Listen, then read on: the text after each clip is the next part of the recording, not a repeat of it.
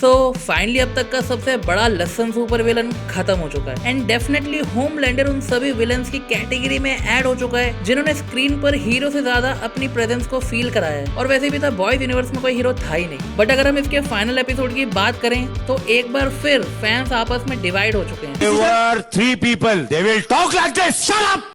कुछ का मानना है कि स्टार्टिंग से जिस लेवल की हाइप क्रिएट की जा रही थी उस लेवल की एंडिंग उन्हें देखने को नहीं मिली एंड रिमेनिंग फैंस ये कह रहे हैं कि एंडिंग जैसी भी थी उन्हें पसंद आई। और मैं इन सब के बीच में खड़ा हूँ क्योंकि देखो 7th एपिसोड के बाद मैंने अपनी एक्सपेक्टेशंस पूरी तरीके से लो कर दी थी और उसके हिसाब से देखा जाए तो एंडिंग इतनी भी बुरी नहीं थी। लेकिन जिन ऑडियंस को एंडिंग इतनी प्रोमिनेंट नहीं लगी उनका भी सही कहना है क्योंकि मेकर्स ने जो लास्ट एपिसोड का पोस्टर डाला था उसको देखकर यही लग रहा था कि हमें कई सारे सूप्स वर्सेस द बॉयज देखने को मिलेंगे या होमलैंडर अपने अंदर के हैवान को बाहर निकालकर सबको मारना चालू कर देगा एंड देन बिली बुचर और किमिको की एंट्री होगी एंड होमलैंडर मारा जाएगा। अगर इस तरीके की एंडिंग होती देन फैंस के बीच में कोई डिबेट चालू नहीं होती क्योंकि फाइनल फाइट में वही रेज मिसिंग था। कई फैंस को ऐसा लग रहा था कि होमलैंडर को एक चांस मिलना चाहिए था। व्हाई? बिकॉज लास्ट एपिसोड में होमलैंडर ने कोई तबाही मचाई नहीं। होमलैंडर गिनती के एक बंदे को टपकाता है जो लॉजिकली देखा जाए तो बुरा इंसान था, जो क्लियरली एलॉन मस्क की पैरोडी भी था क्योंकि वो चाहता था कि स्टार लाइटर्स उसकी कंपनी में स्लेव बन के काम करे। मेरा ये कहना है कि होमलैंडर ने इसको मारा था तो वो इम्पैक्ट क्रिएट ही नहीं हो पाया जिसको ऑडियंस डाइजेस्ट कर पाए,